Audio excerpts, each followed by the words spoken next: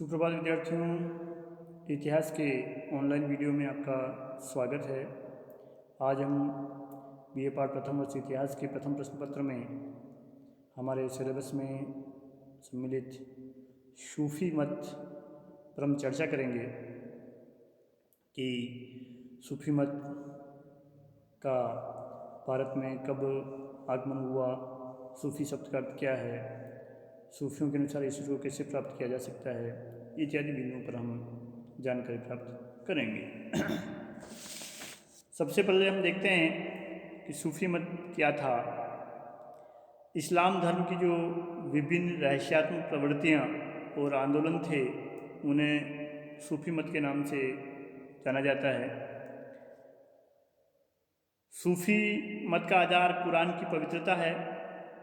सूफी शरीयत को भी स्वीकार करते थे, मगर परंपरागत आराधना पद्धति के स्थान पर ईश्वर से सीधा संबंध रखने में वो विश्वास करते थे।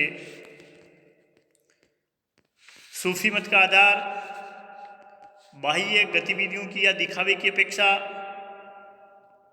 आंतरिक मनोदशा पर विशेष बल देना रहा है और आंतरिक साधना पर बल देने के कारण ही ये रहस्यवादी भी कहलाए। सूफीवाद का जो आधार है वो प्रेम और भक्ति है। सूफी शब्द की उत्पत्ति के संबंध में विद्वान एक मत नहीं है, लेकिन अधिकांश विद्वानों का मानना है कि सूफी शब्द की उत्पत्ति अरबी भाषा के सूफ शब्द से हुई है, जिसका अर्थ ऊन होता है। अर्थात वह मुस्लिम संत जो नगर नगर गांव-गांव घूमकर अपने विचारों से लोगों को अवगत कराते थे, अपना उपदेश देते थे और वहाँ की ठंडी जलवायु के कारण ऊनी लबादा या कंबल ओढ़े रहते थे, सूफी कहलाए। सूफी एकेश्वरवाद में विश्वास करते थे और प्रेम को ईश्वर प्राप्ति का मार्ग मानते थे। एक प्रकार से हम कह सकते हैं कि सूफियों के दो मुख्य उद्देश्य थे: आध्यात्मिक उन्नति और मानवता की सेवा करना। मानव की सेवा करने को ही उन्होंने अपना प्रमुख उद्देश्य बनाया था। सूफी मत के अनुसार ईश्वर प्राप्ति के कुछ आधार दिए हुए हैं। अधिकांश जो सूफी संत थे वो सांसारिक आकर्षणों और राजकीय सत्ता के संरक्षण से दूर रहे। वे कुरान के मूल आधार में विश्वास करते थे। उनका जीवन बहुत साधारण था और ईश्वर प्राप्ति के लिए उन्होंने कुछ बातों पर जोर दिया, जैसे तौबा यानी बुरे कार्यों से दूर रहना या बुरा कार्य हो जाने पर पश्चाताप करना, 12 संचय नहीं करना, एक विरक्ति का जीवन जीना, जुहूद यानी करुणा या पवित्रता, फक्र माने निर्धनता, सब्र माने धैर्य धारण करना, बर्दाश्त करना, शुक्र माने ईश्वर का एहसान मानना, कृतज्ञ रहना ईश्वर के प्रति, खौफ बुरे कार्यों से भय खाना, रजा यानी आशा रखना, तावालुक संतोष धारण करना और रिजा यानी ईश्वर की इच्छा के प्रति अपने आप को आत्मसमर्पित कर देना। एक सूफी साधक को इन 10 अवस्थाओं से गुजरना पड़ता था, तब ऐसा माना जाता था कि वो ईश्वर में लीन हो जाता था। सूफीवाद के मौलिक सिद्धांतों की हम बात करें तो जब 9वीं शताब्दी के आसपास सूफी मत का आविर्भाव हुआ तो इसके लिए कुछ नियमों का प्रतिपादन किया गया। सूफी साधकों ने परमात्मा, आत्मा, सृष्टि आदि के संबंध में अपने विचार व्यक्त किए। सूफी संतों का मानना था कि परमात्मा एक है, वह अद्वितीय पदार्थ जो निरपेक्ष है, अगोचर है और नाना तत्व से परे है, वही परम सत्य है। इस प्रकार सूफी संतों का सिद्धांत सत्यम शिवम सुंदरम के सिद्धांत पर आधारित था। इब्न उल अरबी ने वहदत उल वजूद के सिद्धांत का प्रतिपादन किया, जिसके अनुसार वास्तविक सत्ता एक है और वो एकमात्र सत्ता परमात्मा की है। आत्मा को सूफी साधकों ने ईश्वर का अंग माना। यह सत्य प्रकाश का अभिन्न अंग है, परंतु मनुष्य के शरीर में उसका अस्तित्व खो जाता है। इस शरीर के पूर्व जो आत्मा की सत्ता थी वह शरीर में कैद है, इसलिए सूफी साधक मृत्यु का स्वागत करते हैं। सूफी साधकों की दृष्टि में आत्मा के 2 गुण होते हैं, नक्श तथा रूह। नक्श में सभी अवगुण होते हैं, जैसे गर्त, अज्ञानता, क्रोध, काम, मद इत्यादि, और रूह में ईश्वर का निवास होता है। इस प्रकार इन दोनों में सदैव संघर्ष होता रहता है। जगत के संबंध में सूफी साधकों का विचार था कि जब परमात्मा ने हकीकतुल मोहम्मदिया पर दृष्टि डाली, तब गलकर वह सूर्य, चंद्र, बुध, शुक्र, मंगल, बृहस्पति, शनि तथा नक्षत्र गण के रूप में उत्पन्न हुआ। नूरुल मोहम्मदिया पर दृष्टि डालने से अग्नि, हवा, जल और पृथ्वी का निर्माण हुआ। सूफी साधक जगत को माया से पूर्ण नहीं देखते थे। मनुष्य के संबंध में सूफी साधक मानते थे कि मनुष्य परमात्मा के सभी गुणों को प्रकट करता है। वह उन सभी गुणों को जो ब्रह्मांड में अभिव्यक्त हो रहे हैं अपने में ग्रहण करता है। पूर्ण मानव वही है जो परमात्मा के साथ एकत्व की पूर्ण अनुभूति प्राप्त कर चुका है। आदम से मोहम्मद तक सभी पैगंबर, औलिया, संत, पूर्ण मानव आदि इसी कोटि में आते हैं।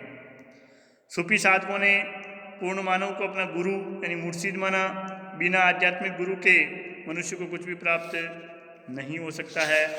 आध्यात्मिक गुरु, पीर अथवा शेख पर ही सारा सूफी सिद्धांत आधारित है। पैगंबर मोहम्मद ने अल्लाह के सामने आत्मसमर्पण की शिक्षा दी और सूफीवाद ने मुर्शिद या आध्यात्मिक गुरु के समक्ष आत्मसमर्पण पर विशेष बल दिया। गुरु का विशेष महत्व होता है सूफी साधना में। प्रेम को परमात्मा को प्राप्त करने का सर्वश्रेष्ठ साधन सूफियों ने माना है। भारत में जो प्रमुख सूफी सिलसिले हैं, वैसे तो अबुल फजल ने अपने ग्रंथ आईन अकबरी में 14 सूफी सिलसिलों का उल्लेख किया है, मगर भारत में चिश्ती सिलसिला, सुहरावर्दी, कादिरी, सत्तारी, नक्शबंदी इत्यादि सिलसिले ही महत्वपूर्ण रहे हैं। चिश्ती सिलसिला भारत में संगठित सबसे पुराना सूफी संप्रदाय या सिलसिला है। इसकी स्थापना खुरासान में अबू इराक द्वारा की गई थी और भारत में पहले चिश्ती संत या चिश्ती संप्रदाय की स्थापना शेख मोइनुद्दीन चिश्ती ने की, जो कि तराइन के द्वितीय युद्ध के बाद भारत आए और अजमेर को उन्होंने अपना मुकाम बनाया। चिश्ती सिलसिले के संत उदार थे। उन्होंने मानव सेवा को प्रधानता दी तथा धर्म, जाति, रंग, कर्म इत्यादि के भेदभाव से परे मानव मात्र को उन्होंने समान माना और मानव सेवा को अपना मुख्य उद्देश्य बताया। चिश्ती संतों ने अपनी आराधना में संगीत को महत्वपूर्ण स्थान दिया। हिंदुओं के प्रति उनका दृष्टिकोण उदार था। ख्वाजा मोइन चिश्ती का कहना था, जब हम बाह्य बंधनों को पार करते हैं और चारों ओर देखते हैं तो हमें प्रेमी, प्रेमिका और स्वयं प्रेम एक ही वस्तु लगते हैं, अर्थात ईश्वर के समक्ष सभी एक है। शेख या ख्वाजा मोइनुद्दीन चिश्ती के प्रमुख शिष्य शेख हमीदुद्दीन नागौरी और शेख बख्तियार काकी काफ़ी प्रसिद्ध है। शेख हमीदुद्दीन नागौरी ने नागौर को अपना मुख्य केंद्र बनाया और वहीं खेतीबाड़ी से उन्होंने अपनी आजीविका कमाई। वह पूर्ण रूपेण शाकाहारी थे और अपने शिष्यों को भी शाकाहारी बने रहने का उपदेश देते थे। वो संसार से एक प्रकार से विरक्त थे और किसी से किसी पदार्थ की कोई याचना या मांग नहीं करते थे। उनके इसी स्वभाव के कारण ख्वाजा मोइनुद्दीन चिश्ती ने हमीदुन नागौरी को सुल्तानुल तारिकीन की उपाधि दी, यानी सन्यासियों का सुल्तान। कुतुबुद्दीन बख्तियार काकी या ख्वाजा बख्तियार काकी भी मोइनुद्दीन चिश्ती के शिष्य थे। उन्होंने मुल्तान को अपना निवास बनाया था और बाद में वो दिल्ली आ गए। उन्होंने सुल्तान इल्तुतमिश द्वारा शेख उल इस्लाम का पद दिए जाने को नकार दिया, ठुकरा दिया और बाद में वो दिल्ली छोड़कर अजमेर के लिए रवाना हुए, मगर मोइनुद्दीन चिश्ती के निर्देश पर वह वापस उन्होंने दिल्ली को ही अपना मुकाम बनाया। कुतुबुद्दीन ऐबक ने अपनी विजयों के उपलक्ष्य में जो 5 मंजिली इमारत दिल्ली में बनाई, उसका नाम उसने इसी ख्वाजा बख्तियार काकी के सम्मान में कुतुब मीनार रखा। तो कुतुब मीनार कुतुबुद्दीन ऐबक के नाम पर नहीं, वरन ख्वाजा बख्तियारुद्दीन काकी के नाम पर उसका नाम रखा गया। ख्वाजा बख्तियार काकी के एक प्रसिद्ध रहस्यवादी शिष्य शेख फरीद थे, जिन्हें बाबा फरीद के नाम से भी जाना जाता था।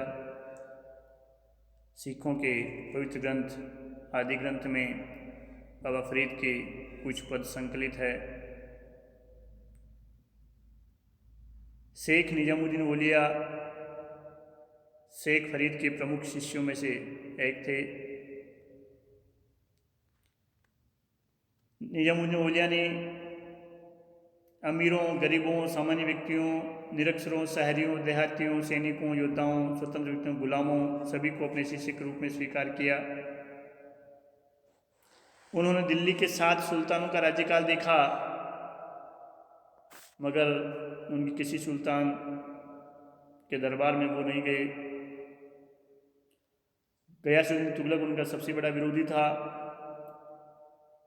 क्योंकि जब खुसरो खां 1320 में सुल्तान बना तो उसने एक बड़ी रकम निजामुद्दीन औलिया की खानकाह में भेजी थी, जिसे निजामुद्दीन औलिया ने गरीबों में बांट दिया। जब खुसरो को पराजित करके गयासुद्दीन तुगलक ने सत्ता संभाली तो उसने निजामुद्दीन औलिया से खुसरो खां द्वारा भेंट के रूप में भेजे गए धन की दोबारा मांग की। तब निजामुद्दीन औलिया का जवाब था कि वो तो मैंने गरीबों में बांट दिया है, मेरे पास कुछ नहीं है। इसे गयासुद्दीन बहुत नाराज़ हुआ था और उसे तुरंत बंगाल अभियान पर जाना पड़ा। और जब सफल बंगाल अभियान के बाद उसने वापस बंगाल से लौट रहा था दिल्ली की ओर, तब उसने निजामुद्दीन को पत्र लिखा कि वह उनके आने से पहले दिल्ली छोड़ दे या खुसरो खां द्वारा लौटाई दी गई धनराशि को लौटा दें। इस पर प्रत्युत्तर में शेख निजामुद्दीन औलिया ने कहा, अनुल दहली दूरस्थ, यानी दिल्ली अभी दूर है। और संयोगवश एक दुर्घटना में दिल्ली पहुंचने से पहले ही गयासुद्दीन तुगलक की मृत्यु हो जाती है। शेख निजामुद्दीन औलिया को महबूब इलाही के नाम से भी जाना जाता था और वह अविवाहित थे, बाकी के सूफी संतों ने विवाह किया था। निजामुद्दीन औलिया के बाद शेख नासिरुद्दीन चिराग दहली और सलीम चिश्ती भी प्रसिद्ध चिश्ती संत हुए। शेख सलीम चिश्ती के आशीर्वाद से कहा जाता है कि अकबर के पुत्र सलीम का जन्म हुआ था और इसलिए उसे सलीम नाम दिया गया। फतेहपुर सिकरी में शेख सलीम चिश्ती की खानकाह थी और वहीं उनका मकबरा बाद में बनवाया गया। चिश्ती जो संप्रदाय के जो संत थे वो निर्धनता में जीवन जीते थे, सादगी में विश्वास करते थे। वे व्यक्तिगत संपत्ति को अपने आध्यात्मिक विकास के लिए बाधक मानते थे और बिना मांगे प्राप्त हुए धन और भेंट से अपना जीवन निर्वाह करते थे। अपनी छोटी छोटी इच्छाओं के दमन के लिए उपवास किया करते थे, फटे पुराने वस्त्र पहन लेते थे। अधिकांश सूफी संत ग्रस्त थे निजामुद्दीन औलिया को छोड़ करके। कर्म कांडों का विरोध करना, मानव मात्र के प्रति प्रेम और मानवता की सेवा करना, इस्लाम में पूर्ण आस्था रखते हुए सर्वधर्म समभाव पर बल देना इत्यादि इनकी विशेषताएं थी। धन्यवाद। बाकी सूफी सिलसिलों के संबंध में हम अगले वीडियो में जानकारी प्राप्त करेंगे, जिसमें हम सुहरावर्दी, कादिरी, नक्शबंदी इत्यादि चिश्ती संप्रदायों के बारे में, सूफी संप्रदायों के बारे में जानकारी प्राप्त करेंगे। जय हिंद।